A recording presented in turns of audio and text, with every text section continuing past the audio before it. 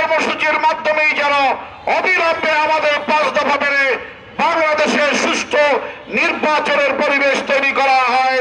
জুলাই সনদের আইনি ভিত্তি, পিআর পদ্ধতিতে জাতীয় নির্বাচন সহ 5 দফা দাবিতে সারা দেশের ন্যায় বরিশালেও গণমিছিল ও স্মারকলিপি প্রদান কর্মসূচি পালন করেছে বাংলাদেশ জামায়াতে ইসলামী।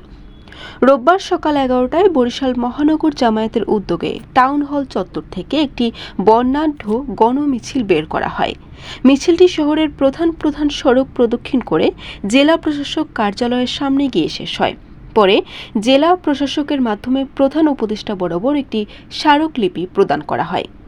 কর্মসূচিতে বরিশাল মহানগর জামায়াতের নেতারা বলেন, গণতন্ত্র পুনরুদ্ধার, ন্যায্য রাজনৈতিক অংশগ্রহণ এবং সুষ্ঠু নির্বাচনী পরিবেশ নিশ্চিত করতে আমরা 5 দফা দাবি উত্থাপন করেছি।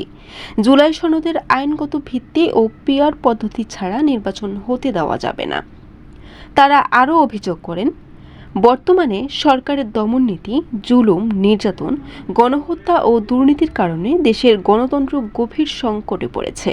এসব অন্যায়ের জবাবদিহিতা না হলে জনগণের আস্থা পুনরুদ্ধার সম্ভব নয়। 5 দফা দাবির মধ্যে রয়েছে জুলাই সনদের ভিত্তিতে ফেব্রুয়ারিতে নির্বাচন আয়োজন, সংসদের উভয় কক্ষে পিআর পদ্ধতি চালু, সবার জন্য সমান সুযোগে অবাধ ও গ্রহণযোগ্য নির্বাচন, ফ্যাসিস্ট সরকারের জুলুম, নির্যাতন ও দুর্নীতির বিচার এবং স্বৈরাচারের দোসর জাতীয় পার্টি ও 14 দলের কার্যক্রম নিষিদ্ধ ঘোষণা। বরিশাল নিউজ।